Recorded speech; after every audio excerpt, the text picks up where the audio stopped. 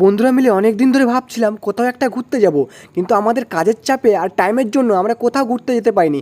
Finally guys আজকে আমরা ঘুরতে চলে এসেছি। তোমরা হয়তো অনেকে ভাবছো পুকুরের মধ্যে নেমে ভিডিও বানাচ্ছে, আবার বলছে ঘুরতে চলে এসেছি।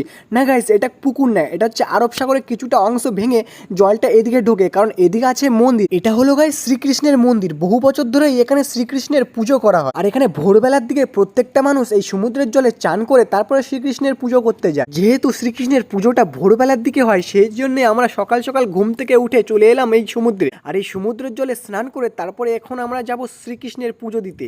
আর অনেকদিন পর আমার বন্ধুরা এরকম স্নান করার সুযোগ পেয়েছে বলে তারাও আর উঠতে চাইছিল না, কারণ তারা এখানে খুব মজা করছিল, আর তার সাথে আমিও খুব মজা করছিলাম। মনে করো তুমি ঘুরতে গেছো, আর সেখানে যদি তোমার বন্ধু বান্ধবরা একসাথে তোমরা ঘুরতে যাও, তাহলে যে এনজয়টা কতটা মজার হতে পারে সেটা গাইস যারা গেছে তারাই হয়তো বুঝবে। বিশেষ করে আমি কিন্তু আমাদের বন্ধুদের সঙ্গে প্রচন্ড এনজয় করেছি। আর তোমরা যদি আমরা যেখানে ঘুরতে এসেছি এরকম জায়গায় ঘুরতে যেতে চাও, আমাকে অবশ্যই কমেন্টে জানিও, আর আমি তোমাদের বলে দেবো আমরা কোথায় ঘুরতে এসেছিলাম।